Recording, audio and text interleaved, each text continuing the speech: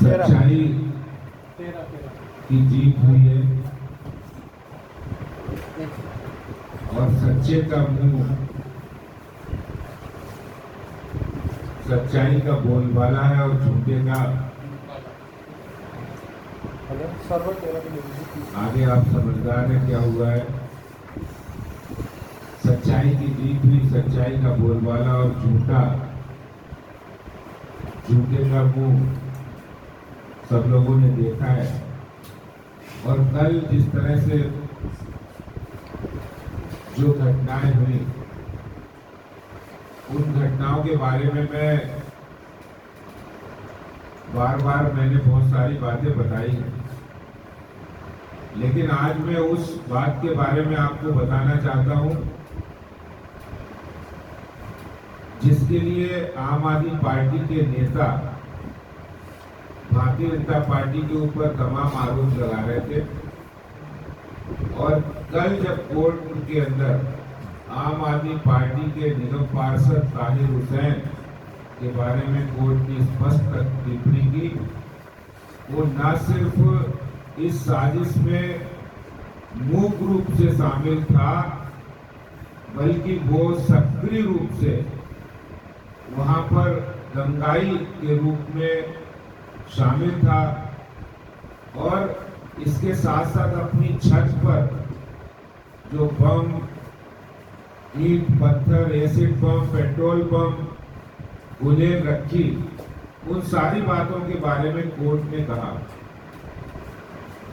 और सबको पता है कि आम आदमी पार्टी के वो पार्षद थे, लेकिन आज के दिन तक भी आम आदमी पार्टी ने उसको निष्कासित नहीं किया है। ताहिर हुसैन सिर्फ साजिश करता ही नहीं, दंगे में भी सक्रिय रूप से शामिल था, ये माननीय अदालत ने कल की टिप्पणी में कहा है। और मैं आपको इसके कुछ अंश जरूर बताना चाहता हूं कि जिस तरह से कोर्ट ने कहा है कि देखने पर ऐसा स्पष्ट प्रतीत होता है कि हिंदू समुदाय के लोगों की संपत्ति को आग के हवाले कर दिया गया। और ताहिर हुसैन के साथ जो लोग थे वो सिर्फ मूक दर्शक ही नहीं थे, बल्कि वो सक्रिय रूप से दंगों में शामिल थे। और उनका मुख्य उद्देश्य हिंदू समुदाय की संपत्तियों में आग लगाना, उनको नुकसान पहुंचाना, उनकी हत्या करना। और आपको पता है 53 निर्दोष लोगों की उसमें मौत हुई थी। आम आदमी पार्टी जो दंगाइयों की पार्टी बन चुकी है, ये भारतीय जनता पार्टी नहीं बल्कि अदालत की टिप्पणी है।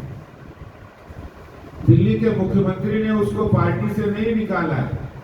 मैं आपको स्पष्ट कर देना चाहता हूं कि आम आदमी पार्टी से उनको निलंबित किया गया है, लेकिन 2 साल से जेल में होने के बावजूद आम आदमी पार्टी ने उसको निष्कासित नहीं किया है।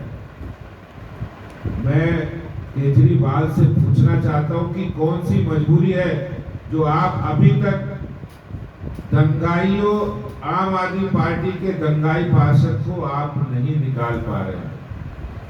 वो मजबूरी आप बताइए कि कौन सी मजबूरी है कि जिसने दिल्ली को तबाह करने की साजिश रची, हिंदू समुदाय के लोगों को निशाना बनाया, उनको अभी तक आपने पार्टी से निष्कासित नहीं किया है।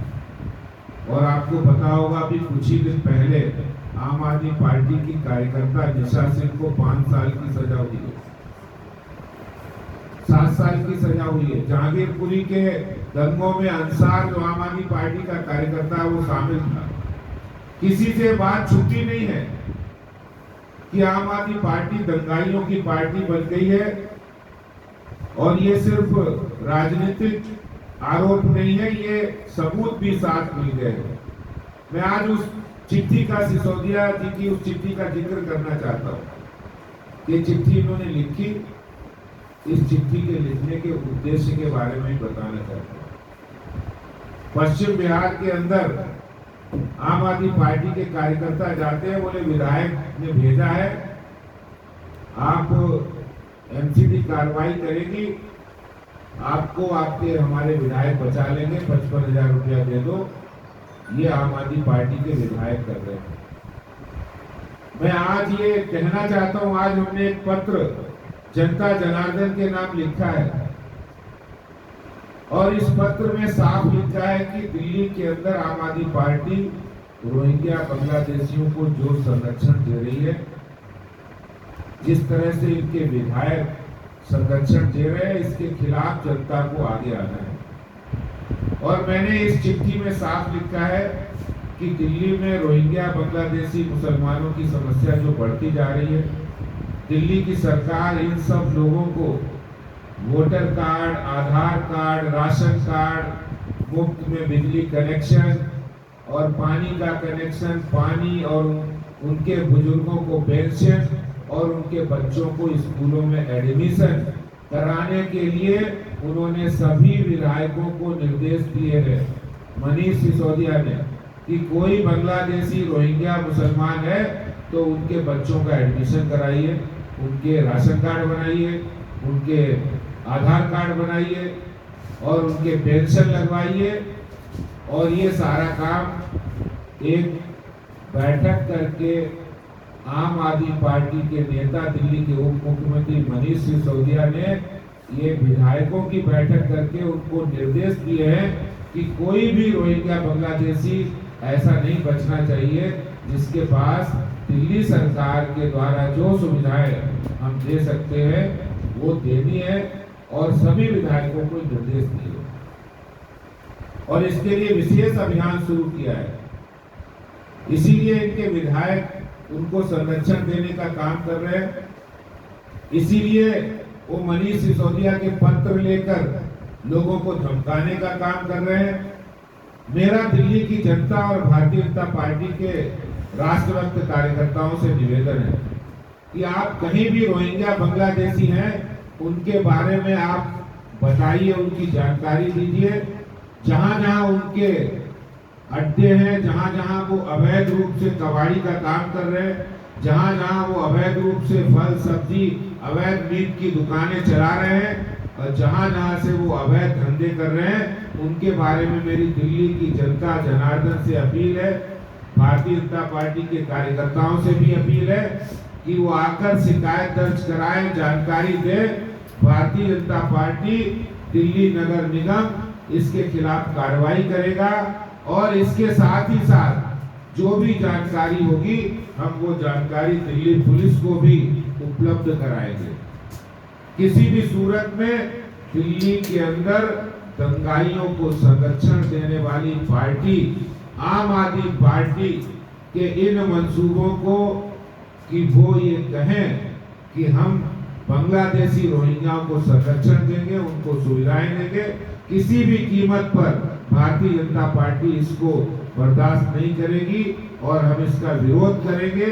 और दिल्ली की जनता जनार्दन से हम अपील करते हैं कि इस मुद्दे को लेकर कोई भी जानकारी आपको मिले वो जानकारी हमें दे, ताकि इसके खिलाफ ये कार्रवाई, ये मुहिम, ये अभियान तेज किया जा सके। और आपका साथ मिलेगा तो निश्चित रूप से दिल्ली की जनता का साथ मिलेगा, भारतीय जनता पार्टी के कार्यकर्ता सक्रिय रूप से लगेंगे तो निश्चित रूप से दिल्ली में बड़ा परिवर्तन इन भविष्य के अंदर और वर्तमान में बड़ा परिवर्तन देखने को मिलेगा। मैं यही बात आपके बीच कह रहा हूँ। बहुत बहुत धन्यवाद। आदेश जी, पुष्ट और अपुष्ट रूप से आपको क्या लगता है कितने रोहिंग्या दिल्ली में हो सकते हैं? देखिए, पिछली बार की रिपोर्ट है, इसमें लगभग 5 लाख से के आसपास बांग्लादेशी रोहिंग्या है, जिसमें अधिक बांग्लादेशी रोहिंग्या कम है।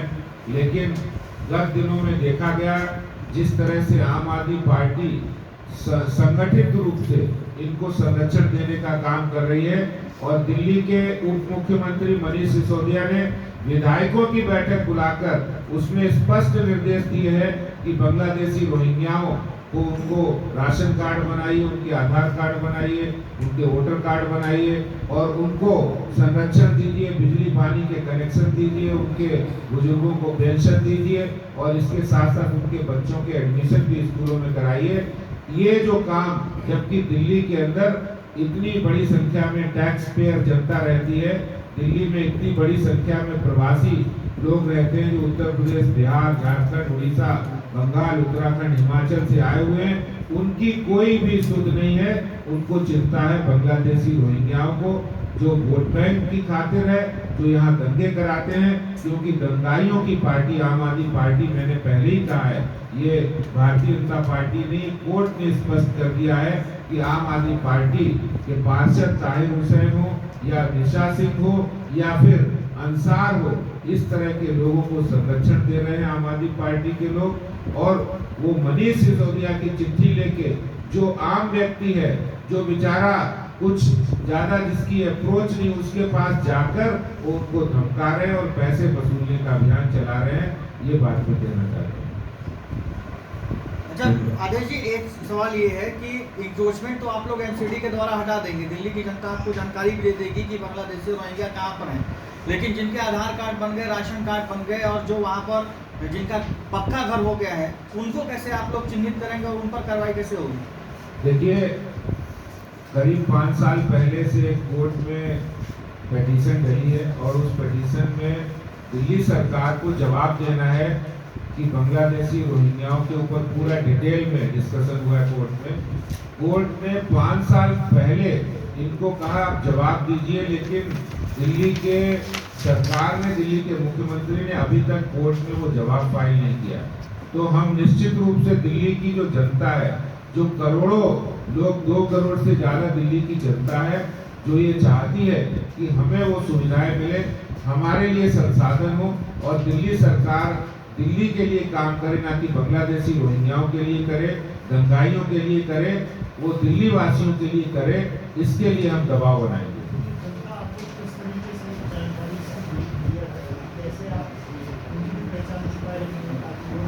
बिल्कुल, हम किसी भी सूरत में दिल्ली की जो आम जनता है, भारतीय जनता पार्टी के कार्यकर्ताओं के माध्यम से वो स्वयं आकर कार्यालय हमें जानकारी देंगे और हमें जानकारी उन्होंने देना प्रारंभ कर दिया है। मुझे कई जगह से, चाहे वो किराड़ी हो, बुराड़ी हो, रिठाला हो, इधर पूर्वी दिल्ली के इलाके हो, दक्षिण दिल्ली हो, बदरपुर हो, मदनपुर खादर हो, ओखला हो, कई जगह से वो जानकारियां मिल रही हैं। उन जानकारियों पर भी कार्रवाई चल रही है और आगे भी मैं इसीलिए आज आया हूँ कि जनता जनार्दन के बीच ये बात जाए, जिससे कि दिल्ली की जनता बात को समझे और उस बात की जानकारी हमें दे। धन्यवाद।